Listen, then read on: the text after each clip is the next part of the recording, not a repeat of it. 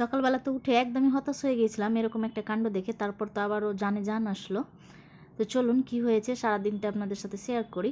Hello everyone, welcome back to my channel. কেমন আছেন সবাই? আমি Rokeya Parvin cooking and blog চ্যানেলে আপনাদের স্বাগত জানাই। আজকে শনিবার আর এখন বাজে সকাল 9টা। সকাল 9টা থেকে আপনাদের সাথে ভিডিওটা কন্টিনিউ করছি। আশা করছি ভালো লাগবে। আর যদি ভালো লেগে যায় শুরুতে একটা লাইক দিয়ে আমার ভিডিওটা কন্টিনিউ করবেন প্লিজ। চিনতে পারছেন, এই যে সে আমার মানি প্ল্যান্টটা, যেটা না আমার জলে ছিল, জল থেকে উঠিয়ে আমি এখন মাটিতে পুঁতে দিয়েছি। একদিন আপনাদের সাথে শেয়ার করেছিলাম। তো যাই হোক, ওই সেই দিন লাগিয়েছিলাম, সেই দিনই কিন্তু জল দেওয়া হয়েছিল মাটিতে কিছুটা পরিমাণ। তারপর কিন্তু আর আমার জল দেওয়া হয়নি। তো আজকে ভাবলাম যে কিছুটা পরিমাণ জল দিয়ে দেই।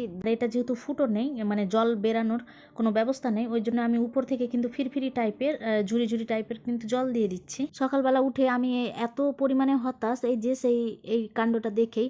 এটা কি জানেন, এটা হচ্ছে সাবেদা। আমার গাছে একটা মাত্রই সাবেদা ছিল, অনেকগুলো কিন্তু কুড়ি ধরে, অনেকগুলো অসংখ্য কিন্তু সাবেদাও ধরে, কিন্তু একদমই ছোট ছোট হয়ে ঝরে পড়ে যায়। আপনার ধরুন যে এই ছোট্ট একটা আঙ্গুরের মতো টাইপের সাইজ হয়, তারপর কিন্তু ওখান থেকে ঝরে পড়ে যায়।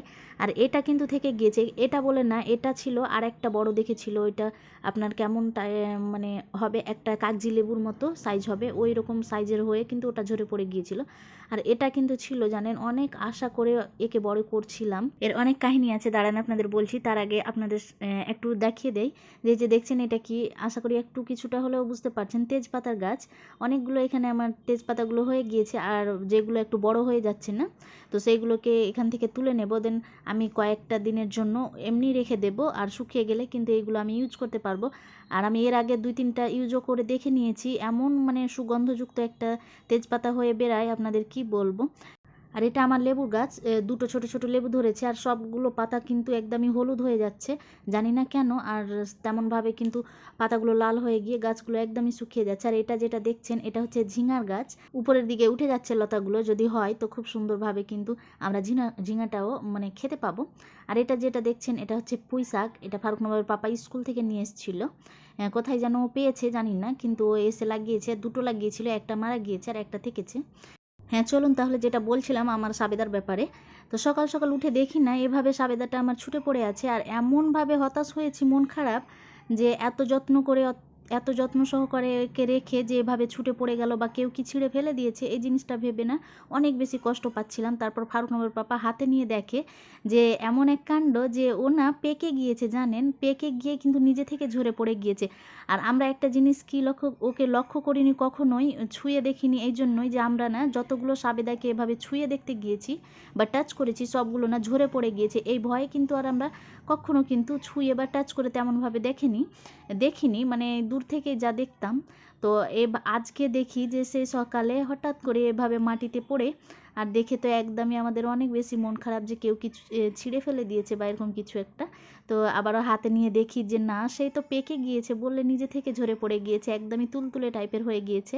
এই যে দেখছেন আমি নিয়ে এসে কিন্তু এখন ছুলাও কমপ্লিট। আমরা না সকাল সকাল এত বেশি এক্সাইটেড ছিলাম, 3 মাই ছাই, আমরা না খুবই খুশি ছিলাম যে সাবেদাটা খাবো, কেমন টেস্ট হবে। আমি তো অনেক এক্সাইটেড, কেন না আমার না অনেক বেশি পছন্দর মধ্যে যদি আপনি ধরতে যান, তো এই সাবেদাটা আমি হয়তো 1-2 নম্বরে রেখে দেব, এমন একটা মানে আমার পছন্দের একটা জিনিস, যার জন্যই মূলত আরও এই গাছটা লাগানো। কিন্তু এত যে মিষ্টি হবে আপনাদের আমি কল্পনায় বোঝাতে পারবো না, এত মিষ্টি। এমন না যে আমার গাছের জন্য আপনাদের সাথে আমি এইভাবে বলছি, সত্যিকারই কিন্তু অনেক বেশি মিষ্টি ছিল। ফারুক নবাব তো অতটা পছন্দ করে না, ও মুখ বিচকে চলে গেল, কিন্তু সত্যি আমি যখন বিসমিল্লা বলে মুখে দিয়েছি, মুখে দিয়েই তো আমার একদম প্রাণটা জুড়িয়ে গিয়েছে। আমি তো ফারুক নবাব পাপাকে বারবার বলছিলাম, তুমি আরও বেশি যত্ন করো, আর এর থেকে যেন আরও বেশি ফল হয়, বা এরকম কিছু তুমি পদ্ধতি প্রয়োগ করো। তো যাই হোক, এখানে 4 পিস করে নিয়েছি, একটা আমার শাশুড়ি মাকে দিয়ে আসলাম, দেন আমরা 3জন 3 পিস নিয়ে নিলাম। আর এই যে সে তেজপাতাগুলো একটু শুকানোর জন্য এভাবে রেখে দেবো টেবিলটার উপরে, 3-4 দিন পর নিজে থেকে কিন্তু রসটা টেনে নেবে। দেন আবার যেভাবে শুকনো তেজপাতা হয় না, এমনটা হয়ে যাবে। চলুন এবার তাহলে সকালের নাস্তা রেডি করি। অনেক তো কথা বললাম আপনাদের সাথে, অনেক বকবক করলাম। আর সকালেও আমাদের নাস্তা কিন্তু খুবই হালকা পাতলা হবে, কেননা আমি রান্না বসিয়ে দিয়েছি অলরেডি, ভাত এখন আমার হচ্ছে। তো এর ফাঁকে একটু শুধু সকালে চা আমরা না খেয়ে চাটাকে স্কিপ করে এই ছোট্টখাট্ট একটু নাস্তার আয়োজন করছি। এখানে আমি একটা আম কেটে নিয়েছি, এটা না একদমই গাছ পাকা গুঠি আম, এত মানে মিষ্টি আপনাদের কি আর বলবো। হয়তো প্রত্যেকটা জিনিসই আমি এমনভাবে প্রশংসা করছি, হয়তো আপনারা বিরক্ত হবেন, কিন্তু বাস্তবে আজকে সকালটা খুবই সুন্দর গিয়েছে, সুস্বাদুময় খাওয়ার খেয়ে আর প্রত্যেকটা জিনিস এত সুইট সুইট খেয়ে মনে হচ্ছে পুরো দিনটা আমাদের আজকে মিষ্টি মিষ্টিই যাবে বা সুইটই যাবে। যাই হোক, এখানে আমি স্লাইস করে ছোট ছোট করে কিউব কিউব করে এখানে আমটা কেটে নিচ্ছি। আর একটা কালকে পাউরুটি নিয়ে এসেছিলো, সেইটাকে ভার্গনবের পাপা ওই গ্যাসটাই একটু ঝলসে নিয়েছে আর কি, রোস্ট করে নিয়েছে। দেন এখন আমরা আম আর এই যে পাউরুটিটা এটা খেয়ে নেব, আর সাথে একটু আমি পিনাক বাটার নিয়ে নেব। পিনাক বাটার দিয়ে বেশ আমার ভালোই লাগে, তো আমি একটু নিয়ে নেব, ওরা বাবা ছেলে নেবে না জানি না, যাকে আমি এখানে একটু প্লেটে নিয়ে নিচ্ছি। চলুন তাহলে সকালে নাস্তা করি, আর তার সাথে ছোট্ট একটা রিকোয়েস্ট করি আপনাদের সাথে, আমার ভিডিও যদি কোনো অংশ আপনাদের ভালো লাগে প্লিজ একটা লাইক করবেন, আর ছোট্ট একটা কমেন্ট করতে ভুলবেন না প্লিজ, আর একটু যদি বেশি ভালো লেগে যায় ফ্রেন্ড ফ্যামিলির সাথে শেয়ার করতে ভুলবেন না প্লিজ।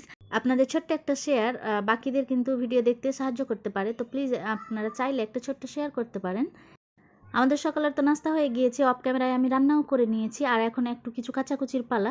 আজকে যেহেতু বাড়িতে আছি আর তেমনভাবে কাজও নেই, অনেকগুলো আমার কাচাকুচি থেকে গিয়েছে জানেন, বেডশিট থেকে শুরু করে আর মাস্টার মশাইয়ের অনেকগুলো প্যান্ট, ছেলের অনেকগুলো, তারপর ছেলের স্কুল ড্রেস, সব কিছু একদমই নিয়ে বসেছি, মোটামুটি এক গামলার মতো ডুবিয়েছি, সবগুলোকে এখন খেচে নেব। আর আমি সবসময় কিন্তু উপরেই খাঁচাটা পছন্দ করি, কেননা এখানে রোদের একটা সানলাইট পড়ে আর ভালো লাগে খোলামেলাতে। আমি হয়তো বা বাথরুমে করতে পারবো, কিন্তু ওইখানে না, আমাদের একটু মানে ঘিঞ্জিবি টাইপের এটা, আর লাইটের ব্যবস্থাটা তেমনভাবে আমি বুঝতে পারি না, ওই জন্য এখানে আমি পরিষ্কার করে নেই। দেন এই ছাদটাই খুব সুন্দরভাবে কিন্তু আমি খেচে ধুয়ে মেলেও দিয়ে দিতে পারি। তো যাই হোক, আমার খাঁচাকুচিও মোটামুটি কমপ্লিট হয়েছে, সবগুলো তো আর দেখা সম্ভব না, কিন্তু অনেকগুলো খেচে নিয়েছি জানেন। শুকাতে দেওয়ার সময় অবশ্য আপনারা একটু হলেও আইডিয়া লাগিয়ে নিতে পারবেন। যাই হোক, এখানেই তো সবগুলো ধুয়েও নিচ্ছি। যাই এবার কাপড়গুলো শুকতে দেয়। আবার আজ তো রোদ নেই তেমনভাবে, একদমই যে তীক্ষ্ণ রোদ সেটা কিন্তু নেই, একদমই একটু মেঘলা টাইপের মিটমিটে টাইপের রোদ আছে, জানি না কতক্ষণে শুকাবে। আর এতগুলো বেডশিট থেকে শুরু করে পাপার যে প্যান্ট সব জিন্স, সেইগুলো তো আবার শুকাবে না, জিন্সের প্যান্টগুলো, তবুও দিয়ে দেয়, দেখা যাক কতক্ষণে শুকায়। তো এইদিকে আমি সবগুলো কাপড়কে একটু একটু করে সবগুলোকে রোদে দিয়ে দিচ্ছি, আর অনেক কাপড় জানি না এখানে হবে কি না, সবগুলো খেচে খুচে দিয়ে দিয়েছি, না হলে আবারও ওইটা ছাদে যেতে হবে। আমার জীবনটা তো এখন আবার চাকরিজীবীদের মতো হয়ে গিয়েছে, চাকরি না করেও, কেন কি ছেলেকে যে স্কুল নিয়ে যেতে হয়, এমনভাবে রান্নাবান্না করে ঘেমে টেমে আমি থাকি যে স্নান না করে যাওয়া যায় না, আর যেহেতু স্নান করে নিয়ে যে খাঁচাকুচিগুলো কিন্তু আমার থেকেই যায়, খাঁচা হয় না। তো এখন আজকে মানে শুক্রবার শনিবার রবিবার মোটামুটিভাবে সময় পাবো, বিশেষ করে শনিবার রবিবার সময় পাই, তো ওই দিনগুলোতেই আমার একদমই বেশি বেশি করে কাচাকুচির কাজগুলোকে করেই নিতে হয়। তো আজকে যেমন শনিবার, তো আমি অনেকগুলোই খেঁচে নিয়েছি, কালকে কিছুটা আবারও যেগুলো বাকি থাকলো সেগুলো করে নেব। এখন তো আবার আমার স্নান ধান হয়ে গিয়েছে, ছেলেরও স্নান হয়ে গিয়েছে, ওকে খাওয়ানোও হয়ে গিয়েছে, এখনও একটু ঘুমাবে। তো ভাবলাম যে তার আগে বেডশিটটা একটু গুছিয়ে নেই, মানে বেডটা পেতে দেয়। তো এইদিকে আমি বিছানাটা করে নিচ্ছি, ভাবনাবাবু একটু খাওয়া দাওয়া করে ঘুমাবে, আর তার আগে কিছুটা একটু ওকে লিখতে দিব, ও লিখে নিয়ে তারপর ঘুমিয়ে যাবে। তো ভাবলাম বিছানাটা করে নেই, আর তারপরে আমিও একটু রেস্ট নেব সাথে সাথে ছেলের সাথে।